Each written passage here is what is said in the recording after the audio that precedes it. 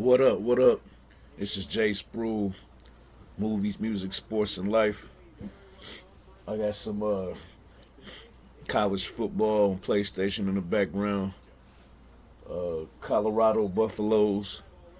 No Deion Sanders versus the Duke Blue Devils inside of the Indianapolis Colts indoor stadium.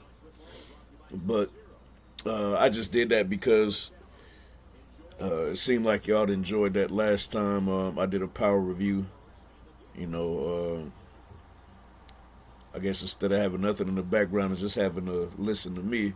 But before I get shouted, I want to give a shout out to the great late Malcolm X, Malik El Haj Shabazz, one of our greatest black leaders. Today is his birthday, but also a great leader of my life, that I know personally. I don't know Malcolm X personally, but my mom, Mrs. Spruill. Today is her birthday, so I want to shout her out. I'm going to be taking her out this morning for breakfast and then taking her out after work. But enough about that. With this power recap, I'm only going to focus on three things, man.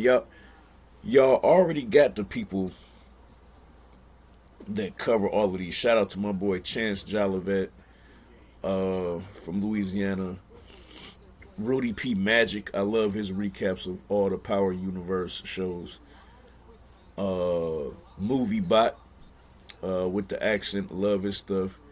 And Mark Dark is probably the king of all of these,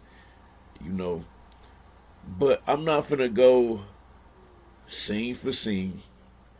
I don't got time. I gotta get ready to, take my mom to get some breakfast early. But another reason I'm not gonna go scene for scene is because there's so many of y'all who do these recaps. Eventually, you will lose interest and get bored hearing everybody recap the same events.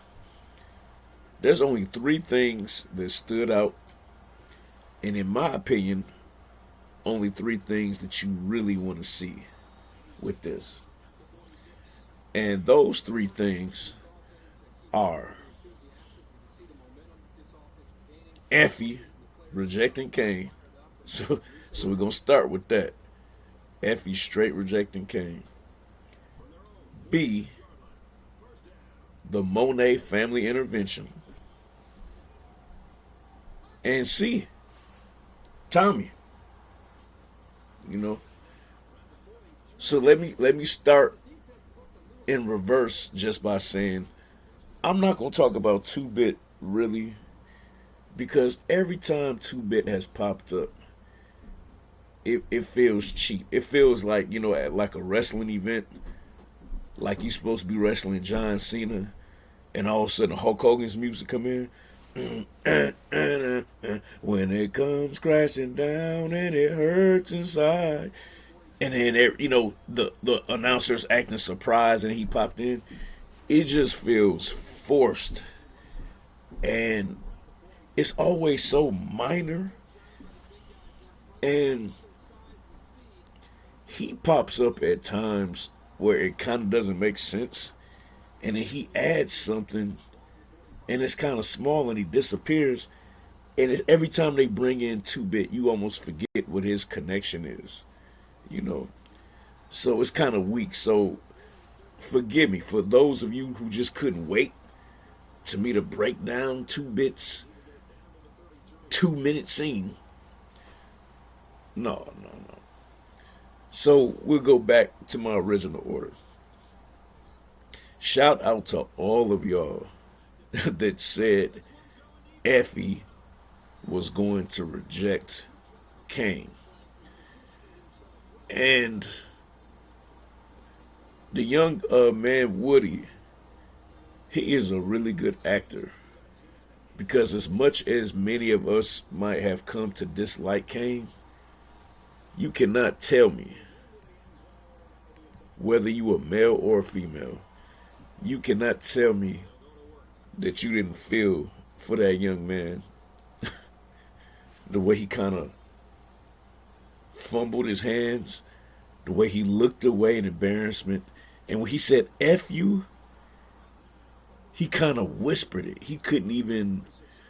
Obviously, I know that he wasn't trying to blow his cover, but he was so hurt he couldn't even say it with any bass in his voice.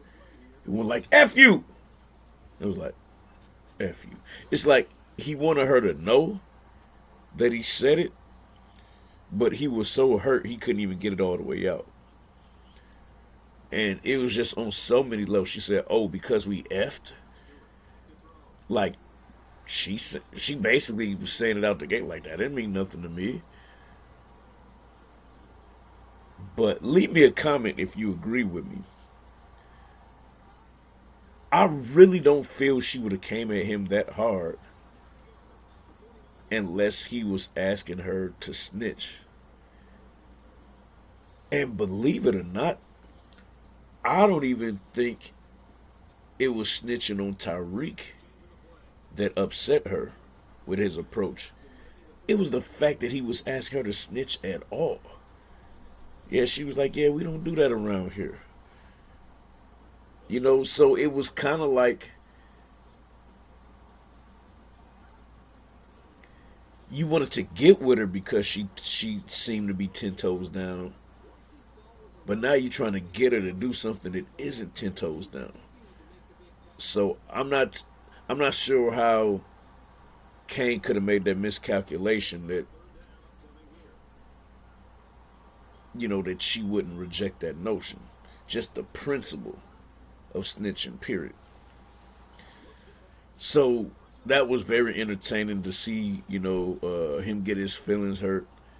And I would be highly interested to see how he reacts to that, if he's going to get emotional. All right, so the family intervention. The family intervention was so funny because you thought that it was going to result with Diana getting snatched up again. When her face looked like Shirley Caesar getting pushed up against the wall. But all three of the kids had legitimate points,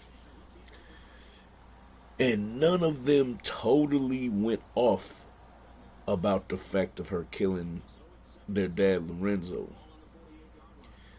And I'm not sure if it's because they agreed that we're going to do something to her later. We just can't run up on mom and make her feel threatened. Or was it because she was gaslighting them and telling all of them about how Lorenzo didn't really care about them and how all three of them, he was using them for different things. It seemed like they had to think about it a little bit. But the weakness that Monet had in that situation is that all three of them had grievances. And legitimately, all three of their grievances were real. That all three of the things that they were upset about, you cannot just scoff and just fly swatted out the way. But Monet, being who she is, of course that's what she did. Yeah. She don't care what the situation is. She's going to turn it around and say it's your fault.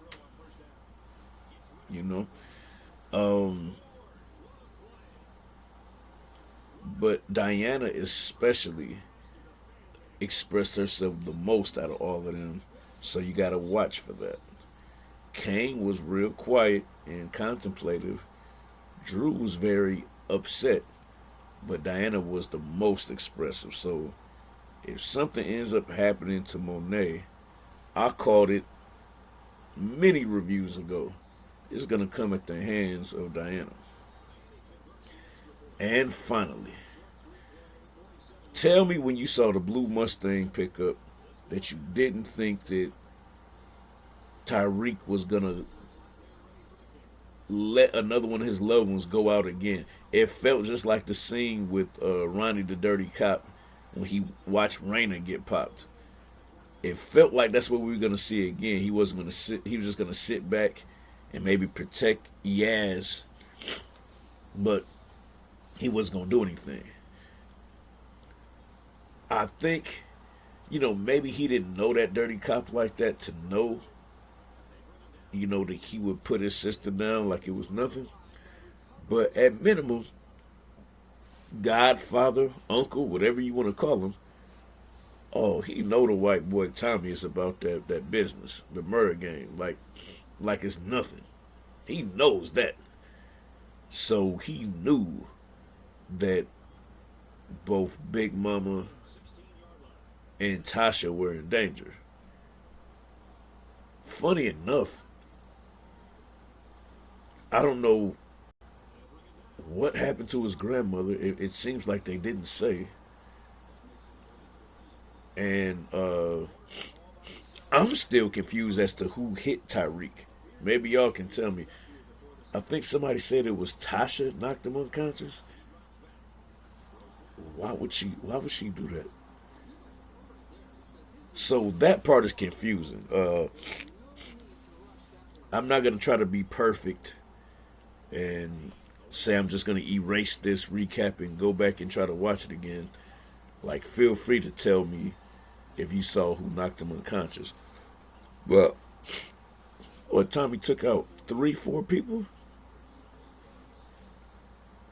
and he said he got the tip. Pause from Monet Tejada as to where Tasha was, and I really have to go back with my memory to remember how and in what way she would have given up that information. That seems to be a little far back. But regardless, if she gave up the tip, she gave up the tip of, where to find her at. But as frustrated as I was with 2-Bit, with Tommy, I feel like the acting is better.